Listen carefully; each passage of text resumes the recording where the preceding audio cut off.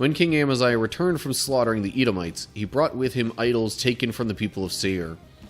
He set them up as his own gods, bowed down in front of them, and offered sacrifices to them. This made the Lord very angry, and he sent a prophet to ask, "Why do you turn to gods who could not even save their own people from you?" And I am totally in agreement with the prophet here, who's like, why would you decide to worship something that yourself and your God defeated? Clearly, those are inferior deities. What's up, cool people? My name is Matt. Welcome back to our Bible study. Alright, so we have made it to 2 Chronicles chapter 25. So, the recap of events for the exiles of Judah has essentially brought us to multiple kings after Solomon, after, Judah and the rest of Israel split, essentially. And we've been focused on Judah because this is directed towards the exiles from Judah. Last chapter, we had Joash as king, and he was crowned king at a very young age. Really, the one priest was more the major religious influence for sure, and even kind of ran things as far as the kingdom is concerned. Jehoiada, kind of kept things afloat and definitely kept the people, leaning towards God while he was alive. But then he died, and Joash, still king, it gets convinced by other leaders to abandon the Lord, to put it bluntly, and do all sorts of bad stuff. So then it said his son became the next king. We'll see how that goes, because Joash had two very different approaches depending on whether Jehoiada was alive or not. So, let's see what his son does in this chapter here. So here we go. 2 Chronicles 25. Amaziah was 25 years old when he became king, and he reigned in Jerusalem 29 years. His mother was Jehoiadin from Jerusalem. Amaziah did what was pleasing in the Lord's sight, but not wholeheartedly. When Amaziah was well established as king, he executed the officials who had assassinated his father. However, he did not kill the children of the assassins, for he obeyed the command of the Lord as written by Moses in the book of the law. Parents must not be put to death for the sins of their children, nor children for the sins of their parents. Those deserving to die must be put to death for their own crimes. Maybe we'll get a little more detail here on what it means when it says he did what was pleasing in the Lord's sight, but not wholeheartedly. It sounds like he might have, just kind of gone through the motions or something like that, is the first impression that I get. But, again, maybe we'll read more on that later, so I'm not going to spend too much time speculating. Now, it did say his father Joash ruled for 40 years, so, a reasonable amount of time to have a son who grows up to be 25. Although Joash was only 7 when he started his time as king, so only about 47 when he died. So, still, subtract 25 years from that. So Amaziah was born while Joash was 22. So, yeah, that's very much reasonable. Anyway, that also means, of course, Amaziah being 25, he had plenty of time to see what his father did as king. I still don't really know what the balance was as far as how much of Joash's life he did good things versus bad. Or at least how much of his time as king that he was one way or the other. But it seems like at least Amaziah is leaning a little bit more towards the good.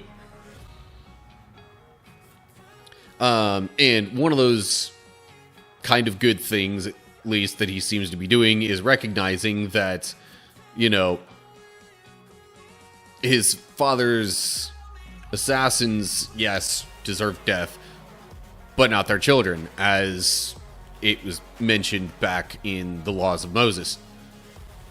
So, yeah, he seems okay so far. Notes. Jehoiadin, who is his mother, comes from the parallel text, or I guess it says as in, meaning they like matched it with the parallel text at 2 Kings 14:2. Hebrew reads Jehoiadan. Well, okay, that's one vowel different. Meh. And ancient Hebrew didn't really have vowels like we do in modern day English. Okay, so this note is just giving you where the quote comes from that's talking about that law that says not to put children to death for their parents' sins and vice versa. Comes from Deuteronomy 24:16. Okay. Don't really have any other thoughts on that. Let's move on to verse 5. Then Amaziah organized the army, assigning generals and captains for all Judah and Benjamin. He took a census and found that he had an army of 300,000 select troops, 20 years old and older, all trained in the use of spear and shield. He also paid about 7,500 pounds of silver to hire 100,000 experienced fighting men from Israel. Israel being, you know, the rest of the tribes, essentially. Hebrew says commanders of thousands and of hundreds instead of generals and captains. Same general idea, though. Also paid 7,500 pounds of silver. Hebrew says 100 talents, which they mathed out. They calculated, I should say, to be about that much. Just giving you the Hebrew measurement, because that's definitely what the Hebrew would have said originally in the writings, and that's what they would have called what was actually paid. Okay, so he organized an army. Then verse 7. But a man of God came to him and said, Your Majesty, do not hire troops from Israel, for the Lord is not with Israel. He will not help those people of Ephraim. If you let them go with your troops into battle, you will be defeated by the enemy no matter how well you fight. God will overthrow you, for he has the power to help you or to trip you up. Amaziah asked the man of God, But what about all that silver I paid to hire the army of Israel? The man of God replied, The Lord is able to give you much more than this. So Amaziah discharged the hired troops and sent them back to Ephraim. This made them very angry with Judah, and they returned home in a great rage.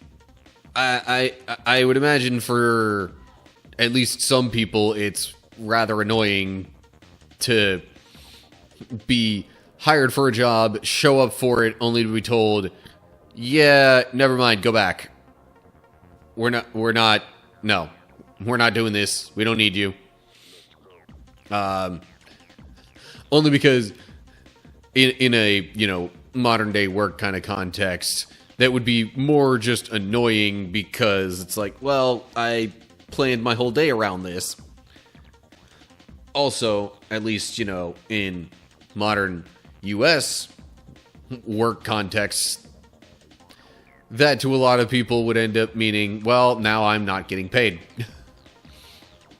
Although Israel, I imagine it was, the kingdom of Israel that got paid. So probably like the king / treasurer or whoever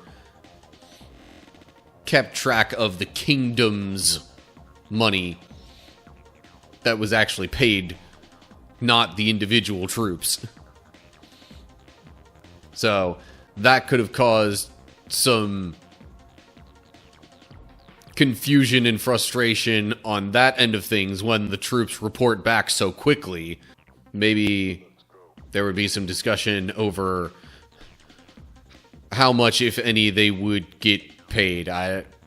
Because there might be a thought that you guys just didn't do your job, so you're not going to get paid. I don't know if that's even how that generally worked. My brain was just on a train of thought, and I was rolling with it. Yeah.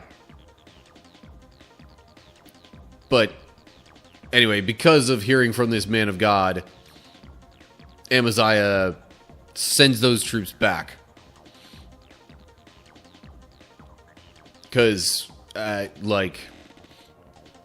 the separated tribes of Israel and their own kingdom basically never followed God. They never really worshipped God since the split.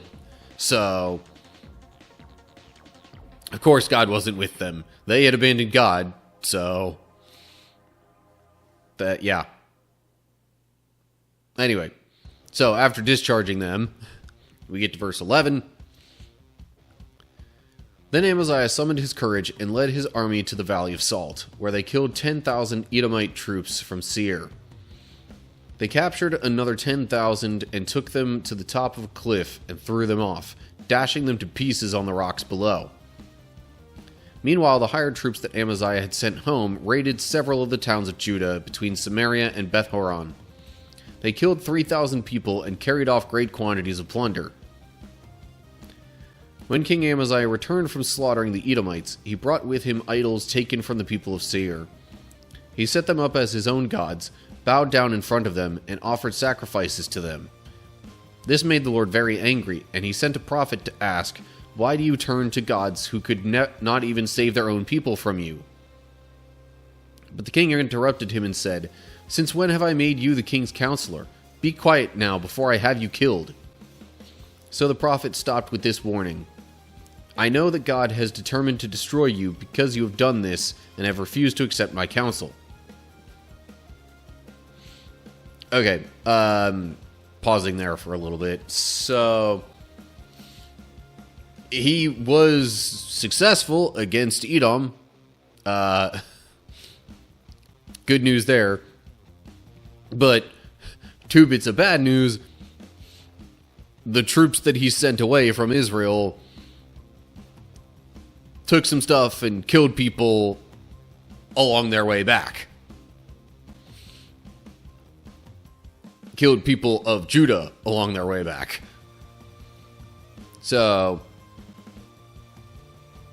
I wouldn't be surprised if that comes up later as a point of conflict.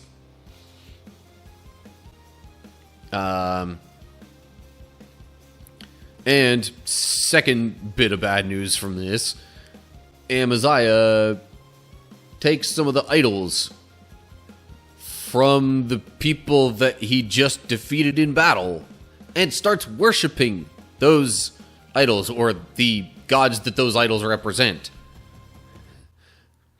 And I am totally in agreement with the prophet here, who's like, why would you decide to worship something that yourself and your God defeated? Clearly, those are inferior deities. Why, when you worship the one true God of Israel and of, your ancestors, would you give up that? Why would you give that up for clearly something that is worse? But apparently Amaziah is not hearing it and tells the prophet to be quiet or die. So the final words of this prophet essentially say, all right, well, it's your loss. You've figuratively dug your own grave.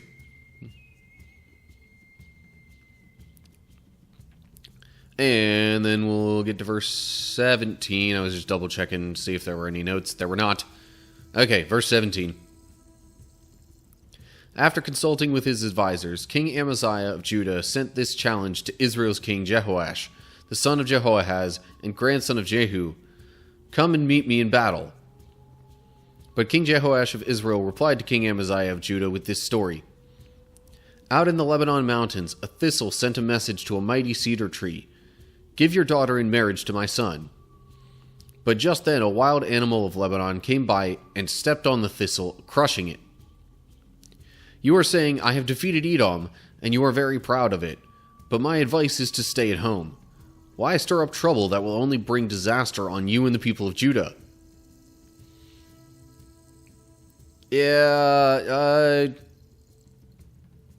So, this was also told back in 2 Kings, as I recall.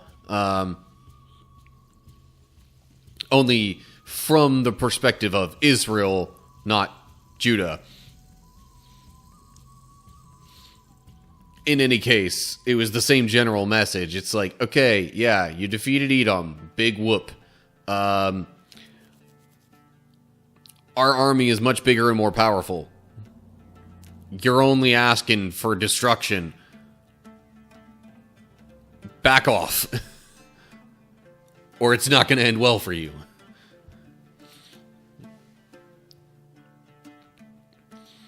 And also, why would...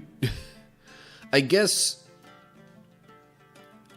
this challenge came about in part because of the destruction that the troops from Israel caused on their way back after being discharged. That makes a little sense to me. Because otherwise I'm like, why in the world would his advisors suggest attacking Israel? Or just fighting with them in general? But my guess is it was because of the things that those troops did as they were returning. Note here, Jehoash. Hebrew says Joash, which is considered a variant spelling. And especially in 2 Kings, that distinction between Jehoash, possibly named Joash, who was king of Israel, and Joash / maybe Jehoash, king of Judah, think was kind of helpful. Otherwise, it's like, wait, which one are we talking about? Because both could have been called Joash or Jehoash. Now, where it says, come and meet me in battle, there's a note. The Hebrew could read, come, let us look one another in the face. That doesn't literally say, let's fight, but it's a pretty easy implication from that. And that might also have been sort of a figure of speech that essentially meant, I challenge you. Amaziah puts up this challenge. Jehoash doesn't really want anything to do with it. Then we get to verse 20. But Amaziah refused to listen, for God was determined to destroy him for turning to the gods of Edom. So King Jehoash of Israel mobilized his army against King Amaziah of Judah. The two armies drew up their battle lines at Beth Shemesh in Judah. Judah was routed by the army of Israel, and its army scattered and fled for home. King Jehoash of Israel captured Judah's king, Amaziah son of Joash, and grandson of Ahaziah, at Beth Shemesh. Then he brought him to Jerusalem, where he demolished 600 feet of Jerusalem's wall, from the Ephraim gate to the corner gate. He carried off all the gold and silver and all the articles from the temple of God that had been in the care of Obed-Edom. He also seized the treasuries of the royal palace, along with hostages, and then returned to Samaria. King Amaziah of Judah lived for 15 years after the death of King Jehoash of Israel. The rest of the events of Amaziah's reign, from beginning to end, are recorded in the book of the kings of Judah and Israel. After Amaziah turned away from the Lord, there was a conspiracy against his life in Jerusalem, and he fled to Lachish. But his enemies sent assassins after him, and they killed him there. They brought his body back on a horse, and he was buried with his ancestors in the city of David. Turns out it was a very bad idea for Amaziah to, not only make this challenge initially, but then stick to his guns and not listen when Jehoash told him it was a bad idea. So then they fight. Judah loses easily and significantly. And then Jehoash winds up destroying a bunch of stuff in Jerusalem, taking a bunch of things from either the temple or the palace there. I am not totally sure which it said. Seized the treasuries of the royal palace. Okay, so... also carried off gold and silver articles from the temple. Just a major loss for Judah in all sorts of ways there. But let's zoom out here a little bit and say that it wasn't necessarily because Israel was more powerful than Judah. They might have had a bigger and stronger army, yes, but ultimately God wasn't happy with Amaziah and worshiping the gods from Edom. So that's... God really, if anything, used this conflict as the mechanism to bring about his judgment upon Amaziah and really even Judah as a whole for that act of turning away and worshiping other gods. Note there at 600 feet, it's probably going to give the... Yeah, Hebrew says 400 cubits. But significant chunk of the wall. So it mentions, though, that Amaziah lived for 15 years still after the death of Jehoash. Not entirely sure what would have happened in that time frame, though. Specifically, what was happening with Amaziah in the meantime. I mean, it does say that Amaziah had been captured by Jehoash. So it's like, okay, well, when Jehoash died, was Amaziah still kept as a prisoner? Had he been essentially released after all that destruction and disgrace? Or, I don't know, maybe it says more back in 2 Kings and I'm just not remembering. I would say Amaziah started off well and then fell off like some of the other kings. But really, I mean, he didn't start off particularly strong. I mean, it even says, not wholeheartedly, that he did what was pleasing in God's sight. So, it was more like started off okay, and then things went bad.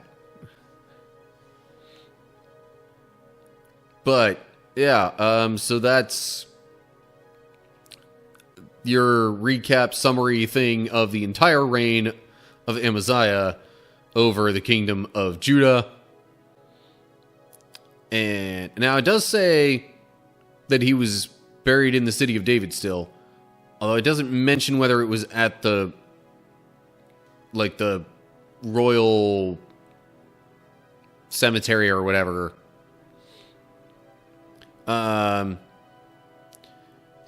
So there's a footnote there where it mentions his burial. As in some Hebrew manuscripts and other ancient versions, most Hebrew manuscripts read the city of Judah, but like it hasn't really mentioned a city by the name of Judah. The main city of Judah, the tribe and the kingdom, was Jerusalem, which was the city of David. I'm thinking it probably means the same city. It doesn't mention him being necessarily buried in like the royal cemetery or whatever it was, where all of the clearly honorable kings of Judah were buried. And actually, sorry, looking back for a second at Jehoiada, when it mentions his burial, it said he was buried among the kings. Gives no such specification for Amaziah even. I mean, like, his father Joash wasn't, I don't think. And there were a couple of other kings before then that weren't buried in that same spot. So,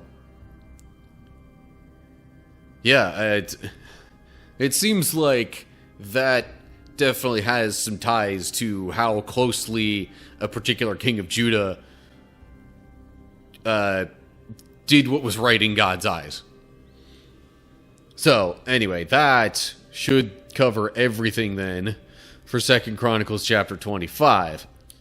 So, long story short, Amaziah started off okay, at least as king. Kind of followed God.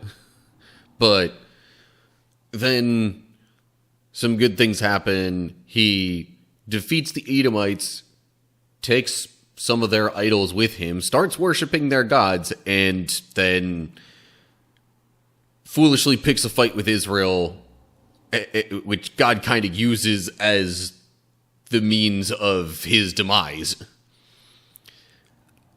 But, of course, not only he himself ends up suffering the consequences, but so does Jerusalem in particular, and probably other parts of Judah. Still kind of curious what happened with Amaziah as he, like, sort of outlived King Jehoash of Israel, but maybe try looking back at 2 Kings. It might be in there. Otherwise, I'm sure it's not really anything ridiculously noteworthy. Otherwise, it would probably show up here. Anyway, so, yeah, there's 2 Chronicles 25 for you. As always, like and share if you enjoyed the video, subscribe to the channel, and click the bell to get updates when I post new videos. Look down in the description for links to social media pages and all sorts of good stuff like that. Discord server, supporter page, any possible available way that you could want to keep up with my content and interact and all that kind of stuff. And speaking of interacting, you can leave your thoughts and questions down in the comment section below the video if you prefer that over other means of communicating. But, yeah, that's going to do it for now. Hope you're all doing well. Hopefully I'll see you soon for another video. But whatever the case is, till next time, stay cool, people.